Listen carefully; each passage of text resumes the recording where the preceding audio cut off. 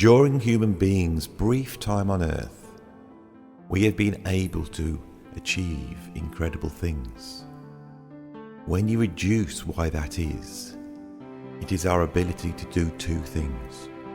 Firstly, to elucidate truth using empirical evidence and rational arguments, and being able to accept those truths once they have been revealed. The second thing is our appreciation of beauty, our aesthetic understanding of the universe, which has been negotiated through history by the arts. This existence that we live in is about to be replaced by a new existence, the metaverse. And what is the metaverse? Is it an alternative consciousness, or is it just another consciousness like the one we exist in right now? The one thing about the metaverse, unlike our universe, is we know how it was made and we know what it is made of. It is made out of numbers, zeros and ones, the great binary. And if we look through human history, we can see continually that human beings have revealed a binary in all things. Heaven and earth, male and female, space and time, night and day. This binary was best exemplified in ancient times by the idea of cosmos and chaos. If we go back through human history, we arrive at a semi-mythical figure called Pythagoras. And Pythagoras, through his mystical investigations, believed that the world was based upon music, and he called this the music of the spheres. He believed that there was a system to the way the universe worked, that the celestial bodies rotated around the sun in spheres, and these spheres related to each other in ratios, which could be seen in the ratios we find in harmony when we look at the major scale, when we look at triads and we look at octaves. But for him, this wasn't just a mere pleasurable thing. Music actually revealed the secret structure of the universe for Pythagoras, and through understanding this, we would understand the building blocks of the universe itself, and we would have an understanding that was both truth-based and aesthetic. The idea of mathematics as being the underlying structure of the universe, the thing that underlines science, which is our method of elucidating truth, is still with us now today. These ideas are thousands of years old, but we also see that mathematics underlies the structure of music. And music can be seen as a unification of these two things, the unification of space and time, the unification of chaos and order. Mathematics, to the ancient Greeks, was a mystical study. Western harmony, with its tones and semitones and its octaves, with its perfect fifths and perfect fourths, can be seen as the embodiment of this mystical tradition. The structures of modern Western harmony can be seen as an evolution of these ideas, and we see a split as the idea of mathematics exists at one point in the realm of science and truth, but is also embodied within the arts and music. This concept that surrounded the idea of the music of the spheres re-emerged in the Renaissance. Two figures returned to this idea and brought it back into the Western view of the world. The first was Boethus, and Boethus came up with the three categories of music. Again, we see this idea of the number 3, and this is going to crop up a lot in this video. So, for Boethus, there were 3 types of music. Firstly, we have the music of the universe. To Boethus, this was depicted by Pythagoras' idea of the music of the spheres. But to Boethus, that music was not audible. It was a way of understanding how the universe worked. But he also believed that there was a music within us, within our bodies. It regulated the rhythms and flows and ebbs of our being. So with these two concepts, he sees music as embodying the external and also the internal, or in other words, as being objective and subjective, looking at ourselves from without and from within. Those ideas were embodied in his third type of music, and of course that is the way we see music, the idea of people playing instruments, creating vibrations that then we perceive through our hearing and the organisation of that. And we can see that when someone performs music and listens to music, we can see it's a unification between the external and the internal. At the same time, the astronomer Kepler was exploring the planetary motions, and he returned to this idea of the music of the spheres. He wanted to see and reveal the music of the spheres in the universe. Our modern science is based in part to some of the truths revealed by Kepler, but we must remember that the motivation for Kepler was to reveal the music of the spheres. If we look at the actual history of music, we can see that in Pythagoras' time, music was entirely the realm of science. It was there to reveal truths. As music develops, the pleasures of listening to certain harmonies, to listen to certain chords, which was seen by Pythagoras as a byproduct of this exploration, became the thing in itself.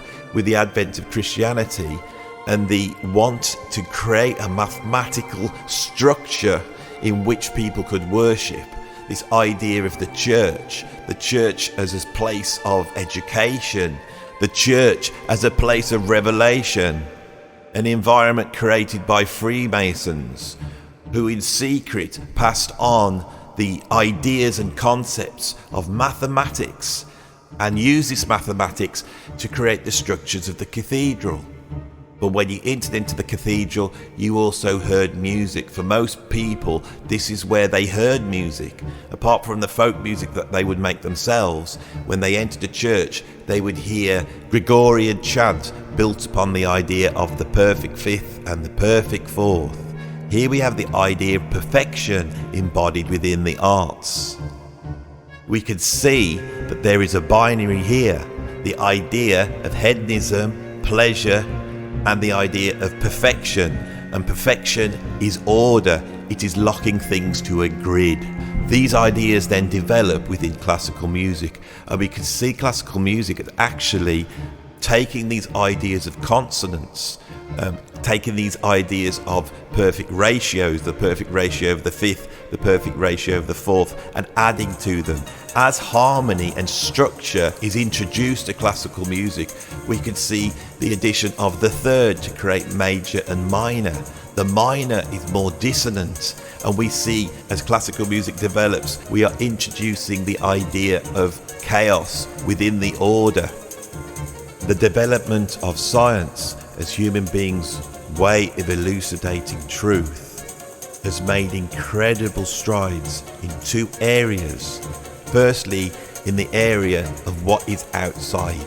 We have been able to understand the workings of the universe. We have been able to understand the limits of it to a certain extent. We've been able to understand the history of it, the time and space. We've been able to unify those things somewhat. We're not there yet, but the work of Einstein with his theory of relativity has really revealed incredible truths about the world. Our ability to look inside our bodies, and particularly our brain, to be able to uncover the code contained within DNA and be able to understand the workings of our brain from a cognitive point of view, and beyond that to understand the very workings of the particles that the universe is made out of itself, has been an incredible achievement. We could see the esoteric idea of harmony embodied in Western harmony, i.e. the law of the triad, the law of three, and the law of the octave, the law of seven. We could see this embodied in the teachings of the Armenian mystic Gurdjieff. The law of three, according to Gurdjieff, was the law in which things came to be. And there were two aspects, the passive and the active. And then when those things are brought together, they are unified. The passive and the active are unified. This relates to the dialectic that came from Greek philosophy. The idea of the thesis, the antithesis, and synthesis. All human achievement, both scientific and technological and artistic, can be seen as having its roots in this idea of the passive and the active and the unification of those things. In science, we have the idea of logic, which is built upon the dialectic, the thesis, antithesis, and the synthesis. In art, we have the idea of chaos and order, and when you bring those things together, you get the sublime. The exploration of science has revealed truths about our own brain. When we delve into the brain, we see a great binary exists there. Our brain is divided into two hemispheres. One seeks pleasure, the other seeks order. This was embodied in Greek theology by Apollo and Dionysus. In our brains, it seems we have evolved an appreciation and an understanding of the universe based on the acquisition of pleasure. Our motivation to reach out for the fruit and grab it and put it in our mouth and receive that pleasure, that is a spatial awareness. It is the reaching grasp of the hand out into space. If we exist entirely in the spatial realm, we exist in bliss. We exist in the realm of pleasure. The other hemisphere deals with threats. It deals with looking at the past and using what we know of the past to work out what is going to happen in the future. That is essentially what science does. It is about order. And that is because we need that ability to seek out threat.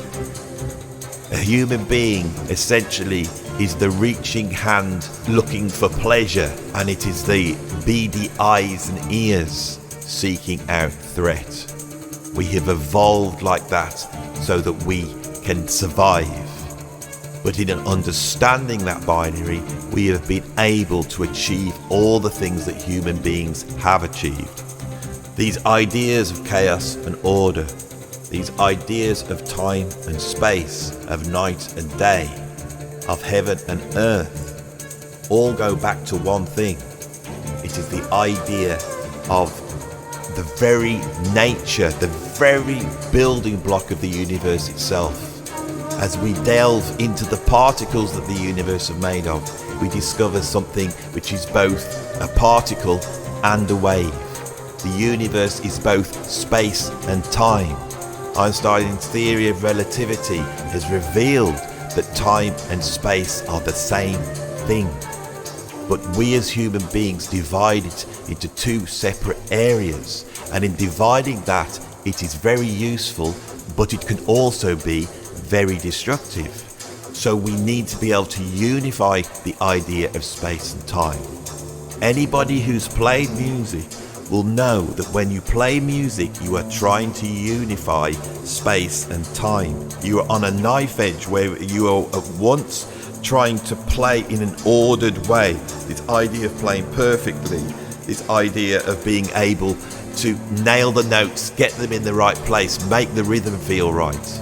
But at the same time, we are trying to portray emotion, which is basically pleasure in the listener. We know if everything's too perfect, it loses that hedonistic aspect.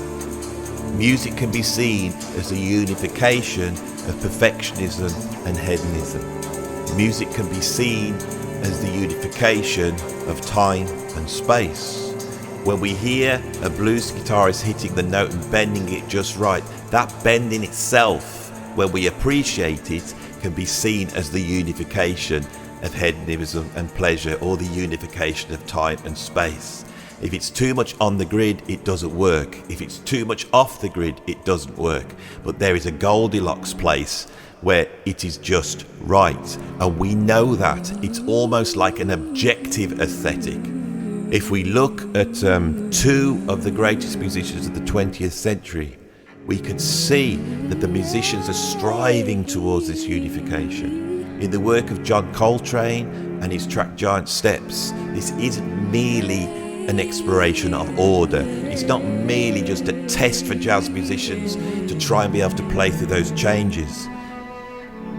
John Coltrane is taking the jazz chord progression of the 2-5-1 and he is playing it in 3 dimensions. If you plot the harmonic structure of Giant Steps onto the circle of fifths, it reveals a triangle. It reveals the law of 3. We see the active and the passive and the unification embodied within the 2-5-1. The 2-5 moves out, it then moves towards dissonance, chaos, and then resolves back to the 1. It is the embodiment of this law of 3. It is the embodiment of the unification of the binary. For John Coltrane, this was a spiritual quest. Another musician that has explored this idea is Frank Zappa. Frank Zappa believed in the idea of conceptual continuity. And that is because he saw every song, every piece of music that he made as relating to one huge piece of art and music. The idea that he had created an oeuvre which related to itself. He called this idea the big note, and he believed that the universe was a big note, and from that dripped down all the notes of existence, all the notes of aesthetic awareness, all the notes of truth. He saw the universe as being made out of music. If we look at human history from back in the Egyptian times, and we look at the pyramids, we see in the pyramids the embodiment of pi.